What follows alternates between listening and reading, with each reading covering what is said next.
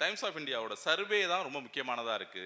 அவங்க சர்வே எடுத்தாங்க. ஒரு 50,000 பேர்ட்ட சர்வே மும்பை நிறுவனத்துல எடுக்கும்போது, இந்திய அளவுல ஒரு நாளைக்கு 15% குழந்தைகள் தினமும் 6 மணி நேரம் மொபைல் பார்க்குறாங்க. ஸ்கிரீன் டைம் அவங்களுக்கு 6 மணி நேரமா இருக்கு. 3 மணி நேரத்துக்கு மேல பார்க்குறவங்க 46%. ரெண்டுத்தையும் கூட்டிங்கன்னா 51% வருது. ஒரு நாளைக்கு 3 மணி நேரத்துக்கு மேல ஸ்கிரீனிங் டைம் உள்ள குழந்தைகள் 51% இருக்காங்க. அதுல ரொம்ப ரொம்ப ஏன் ஓடிடியை நான் இதுல எடுத்துக்கொண்டு வந்து சொல்றேன்னா, அதுல பேரண்ட்ஸ் சொல்லியிருக்கிறது 37% குழந்தைகள் ஓடிடி பார்த்துட்டு இருக்காங்க. இப்பதான் அந்த ஓடிடி நிறுவனர் சொன்ன பதிலை நாம் வந்து ரொம்ப கவனத்தோடும் அச்சத்தோடும் பரிசீலிக்க வேண்டிய விவாதிக்க வேண்டிய ஒரு இடத்துல நம்ம இருக்கோம். ஓடிடி நிறுவனம் தனது போட்டியாளராக எதிரியாக தூக்கத்தை சொல்கிறது. இப்போ நம் இந்தியாவில் இருக்கிற 37% குழந்தைகளின் தூக்கத்தை ஒருவர் எப்படி குறைக்கலாம் என்று நிறுவனங்கள் முடிவு செய்யும். இப்போ அந்த ஓடிடியை நம்ம ஒன்றும் செய்ய முடியாது, அது அவங்களுடைய தொழில் உத்திகளில் ஒன்று. ஆனால் நம்ம வீட்டில் இருக்க குழந்தைகளை நம்ம பாதுகாக்க முடியும் இல்லையா?